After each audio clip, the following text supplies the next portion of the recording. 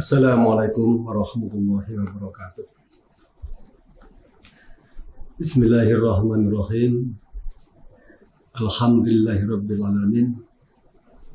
Wa bihi nasta'inu ala umuri dunya waddin.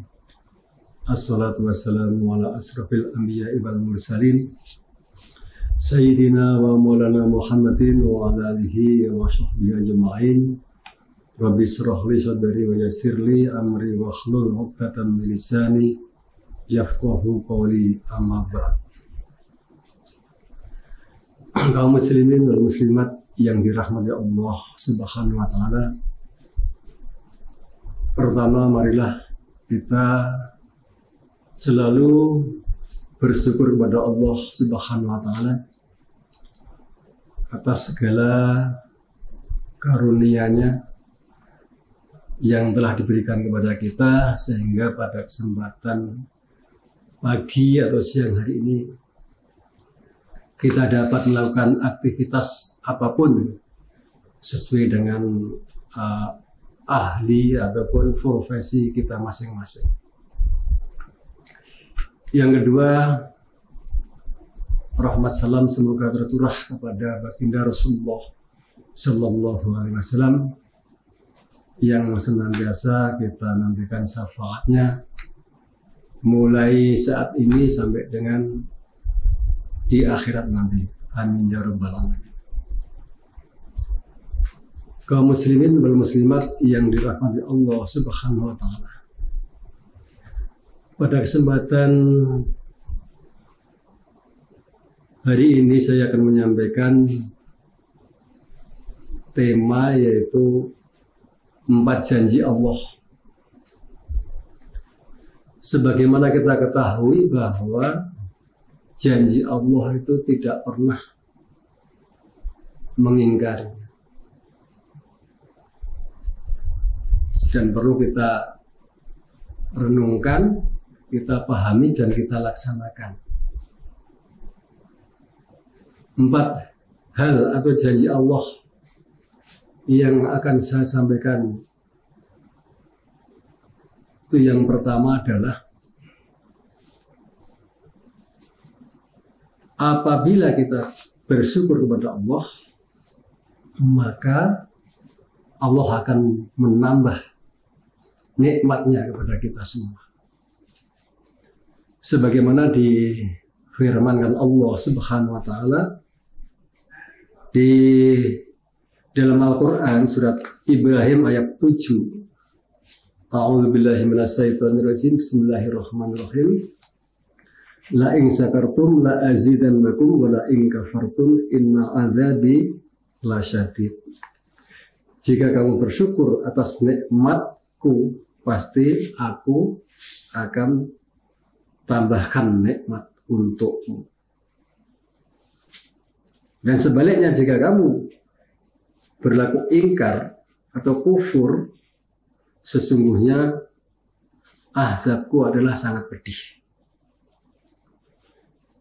Inilah yang sederhana, tetapi kadang kita lupa bahwa kenikmatan Allah yang kita tidak bisa menghitung, saking banyaknya itu kita lupa. Kita bisa sampai di tempat ini itu juga atas kenikmatan Allah, kesehatan misalnya begitu. Kesempatan, masih longgar, masih sehat. Coba misalnya Allah memutus nikmat yang sangat pokok bagi kita misalnya. Allah akan menghilangkan nikmat pada kita, tidak memberi air misalnya. Bisakah kita hidup? Tentu tidak bisa hidup. Kita itu tanpa air tidak akan bisa hidup. Yang kedua misalnya, yang setiap hari kita hirup.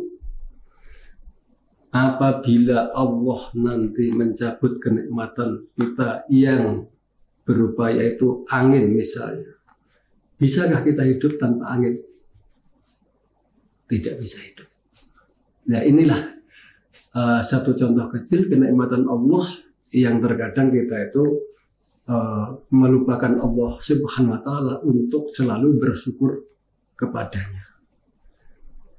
Juga yang kedua tentang syukur ini difirmankan Allah Subhanahu wa Ta'ala di dalam Al-Quran surat An-Naml ayat yang ke-40. A'udzubillahi minasyaitonirrajim. Bismillahirrahmanirrahim.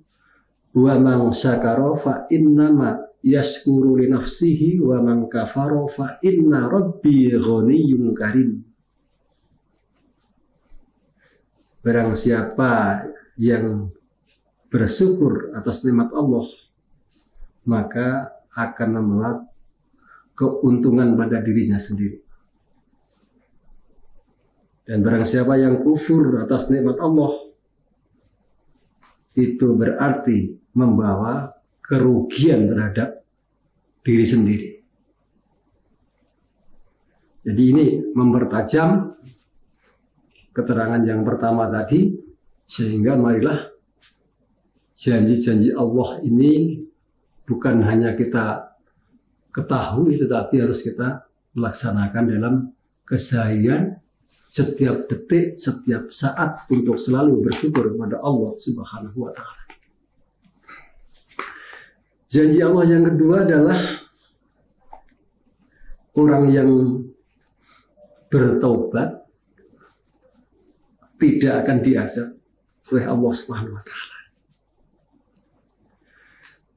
Di mana dasarnya Allah berfirman dalam Al-Quran surat Al-Anfal ayat 33. A'udzubillahi minasyaitonirrajim. Bismillahirrahmanirrahim.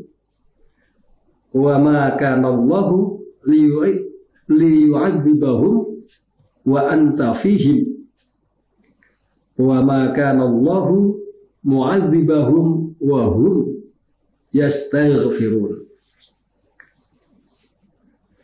Di Allah tidak akan menyiksa kepada hambanya apabila hambanya itu bertobat atau beristighfar kepada Allah Subhanahu wa Ta'ala.